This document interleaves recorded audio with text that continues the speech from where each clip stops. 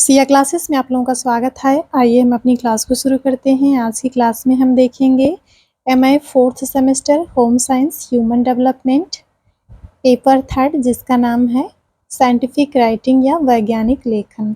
तो आज की क्लास में हम वैज्ञानिक लेखन से संबंधित महत्वपूर्ण MCQ को कवर करेंगे जो कि आपकी परीक्षा के दृष्टिकोण से महत्वपूर्ण है। इस बार जो आपका परीक्षा पैटर्न है वो MCQ पे आधारित होगा, तो उसी के आधार पे ये आपका पेपर डिज़ाइन किया गया है। तो चलिए हम प्रश्नों को देख लेते हैं। ये बहुत ही महत्वपूर्ण प्रश्न है, इसको आप लोग अपने दिमाग में सेट कर लीजिएगा। पहला प्रश्न है, वैज्ञानिक शोध साइंटिफिक रिसर्च की कई विशेषताएं होती हैं। निम्न में से कौन सी विशेषता वैज्ञानिक शोध में शामिल नहीं है? ऑप्शन ए है यह क्रमबद्ध होता है, ऑप्शन बी है यह नियंत्रित होता है, ऑप्शन सी है यह आनुभाविक होता है, ऑप्शन डी है यह ज्ञानोमुखी होता है। ये रहे टोटल आपके 4 ऑप्शन। इसमें से आपका करेक्ट ऑप्शन पूछा है कि कौन सी वैज्ञानिक शोध में विशेषता शामिल नहीं है। तो कौन सी विशेषता शामिल नहीं है? यह क्रमबद्ध होता है। जो वैज्ञानिक शोध होता है ये क्रमबद्ध होता है, ये वैज्ञानिक शोध की विशेषता होती है। और जो वैज्ञानिक शोध होता है यह नियंत्रित होता है, और वैज्ञानिक शोध जो होता है ये आनुभाविक होता है। ज्ञानोमुखी होता है, जो वैज्ञानिक शोध होता है ये ज्ञानोमुखी नहीं होता, इसलिए डी ऑप्शन आपका करेक्ट हो जाएगा। ये जो है आपका वैज्ञानिक शोध की विशेषता नहीं है। वैज्ञानिक शोध आपका ज्ञानोमुखी नहीं होता है, बल्कि क्या होता है, क्रमबद्ध होता है, नियंत्रित होता है, आनुभाविक होता है, लेकिन ज्ञानोमुखी नहीं होता है। इसमें आपका नहीं पूछा है, इसलिए डी ऑप्शन आपका करेक्ट हो जाएगा। अगला प्रश्न है, कौन सा कथन असत्य है? ऑप्शन ए है मनोविज्ञान में सिद्धांतों के विकास के क्षेत्र में अत्यधिक प्रयास किए जाते हैं क्योंकि वे वास्तविक परिस्थितियों में ठीक ढंग से घटनाओं की व्याख्या नहीं करते हैं। ऑप्शन बी है वैज्ञानिक शोध को एक समस्या समाधान की विधि के रूप में अधिक तथा ज्ञानवर्धन के रूप में कम समझा जाता है। ऑप्शन सी है मानव कल्याण में प्रयुक्त शोध मूल शोध से अधिक गुणकारी होते हैं। ऑप्शन डी है वैज्ञानिक शोध में कारण परिणाम संबंध की पुष्टि हमेशा होती है। ये जो है डी वाला ऑप्शन आपका नहीं दिख रहा है, तो ऐसे हम कर दे रहे हैं, तो ये आपका हो जाएगा। वैज्ञानिक शोध में कारण परिणाम संबंध की पुष्टि हमेशा होती है। इसमें आपका पूछा है कि इन कथनों में असत्य क्या है, तो असत्य आपका डी ऑप्शन है। ये जरूरी नहीं कि वैज्ञानिक शोध में जो कारण परिणाम संबंध होते हैं वो उसकी पुष्टि हमेशा हो, ये जरूरी नहीं है, इसलिए डी ऑप्शन आपका करेक्ट हो जाएगा। इसमें असत्य पूछा है। बाकी मनोविज्ञान में सिद्धांतों के विकास के क्षेत्र में अत्यधिक प्रयास किए जाते हैं क्योंकि वो वास्तविक परिस्थितियों में ठीक ढंग से घटनाओं की व्याख्या नहीं करते हैं, ये बात सही है। वैज्ञानिक शोध को एक समस्या समाधान की विधि के रूप में अधिक तथा ज्ञानवर्धन के रूप में कम समझा जाता है, ये भी बात सही है। मानव कल्याण में प्रयुक्त शोध मूल शोध से अधिक गुणकारी होते हैं, ये भी आपका स्टेटमेंट सही है। कौन सा गलत है? तो डी वाला गलत है। वैज्ञानिक शोध में कार्य कारण संबंध की पुष्टि हमेशा होती है, ये बात गलत है, इसलिए डी ऑप्शन आपका करेक्ट हो जाएगा। अगला प्रश्न है, संदर्भ लेखन में कितने भाग होते हैं? ऑप्शन ए है 2, ऑप्शन बी है 3, ऑप्शन सी है 4, ऑप्शन डी है 5। तो संदर्भ लेखन में कुल मिलाकर के 4 भाग होते हैं, इसलिए सी ऑप्शन आपका करेक्ट हो जाएगा।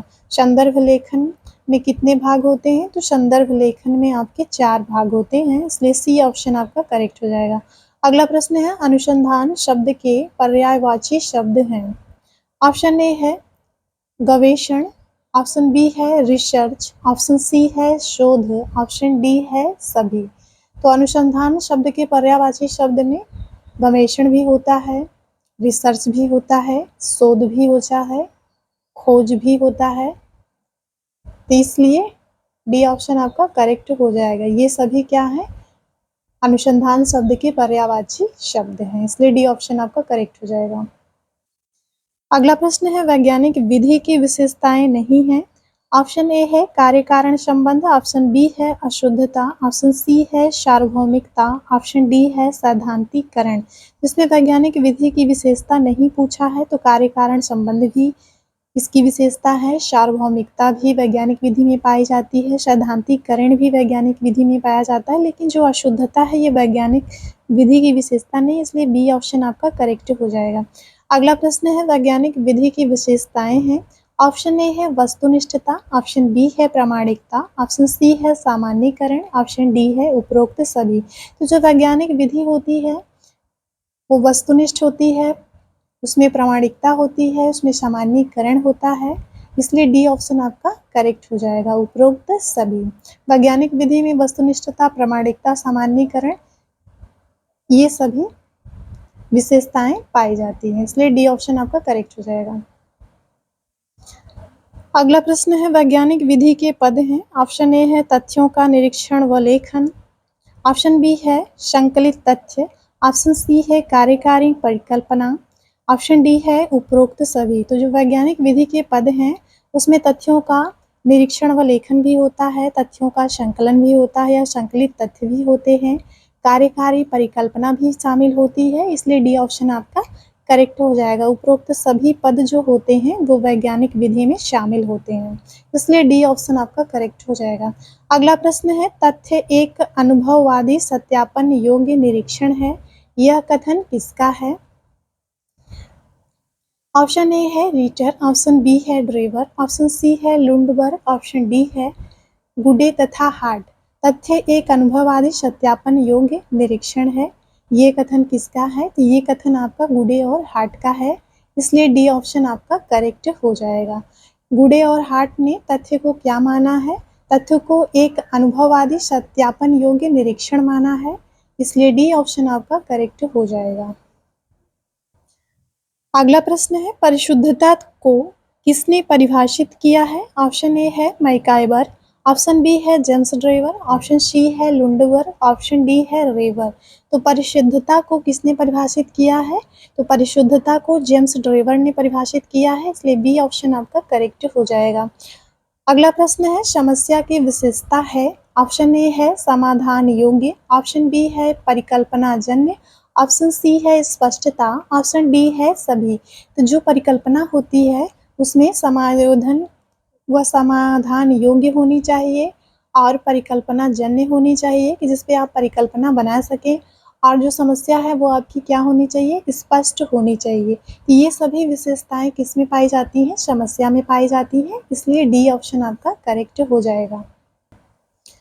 अगला प्रश्न है मेथड्स इन सोशल रिसर्च किसकी पुस्तक है?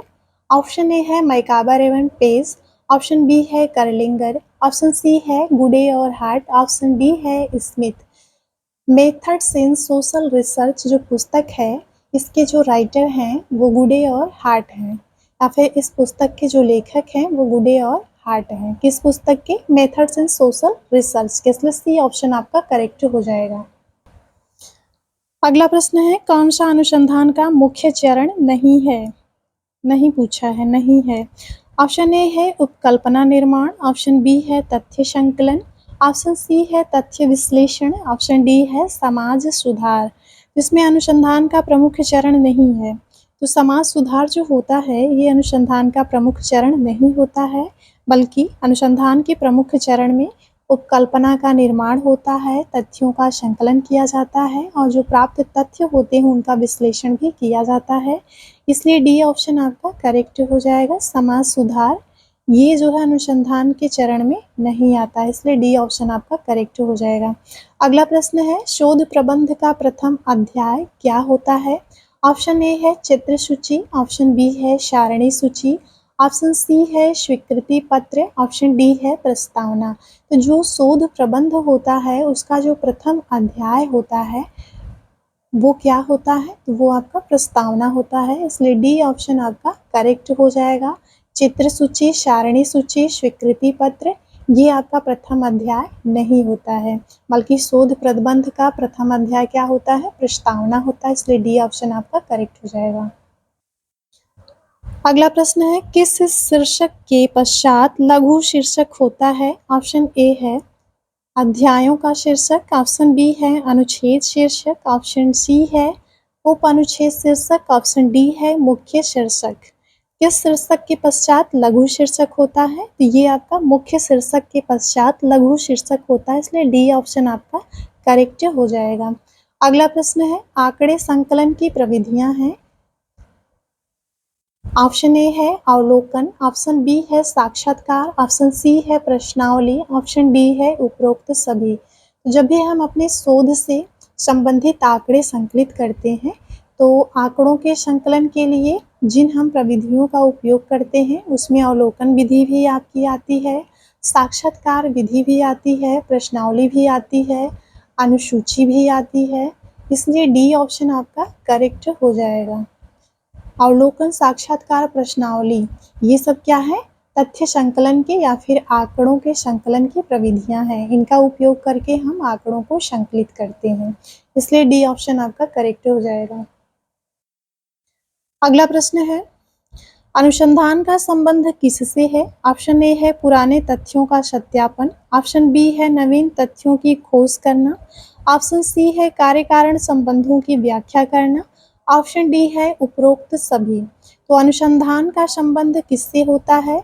जो पुराने तथ्य होते हैं उनके सत्यापन से होता है, नवीन तथ्यों की खोज करने से होता है, और जो भी किसी भी घटना के बीच में कार्य कारण संबंध होता है उसकी व्याख्या करने से होता है, इसलिए डी ऑप्शन आपका करेक्ट हो जाएगा। उपरोक्त सभी, उपरोक्त सभी क्या है? अनुसंधान से संबंधित हैं। पुराने तथ्यों का सत्यापन, नवीन तथ्यों की खोज करना, कार्य कारण संबंधों की व्याख्या करना, ये सब क्या है? अनुसंधान से संबंधित हैं, इसलिए डी ऑप्शन आपका करेक्ट हो जाएगा।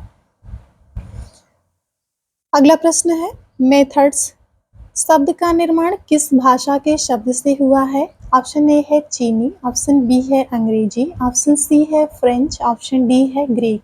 तो जो मेथड है, जो मेथड शब्द है, इसका निर्माण ग्रीक भाषा के शब्द से हुआ है, इसलिए डी ऑप्शन आपका करेक्ट हो जाएगा। अगला प्रश्न है सामाजिक शोध में उपयोग होता है।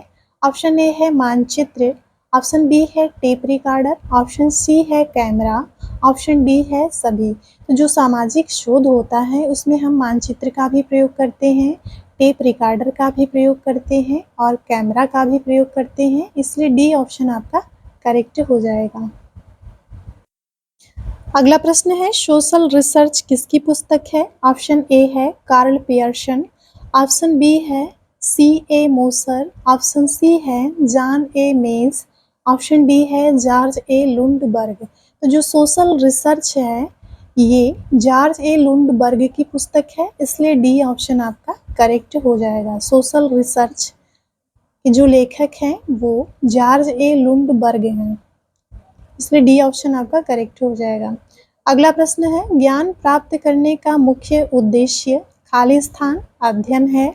ऑप्शन ए है नैदानिक, ऑप्शन बी है वर्णनात्मक, ऑप्शन सी है अन्वेषी, ऑप्शन डी है वर्णनात्मक एवं नैदानिक।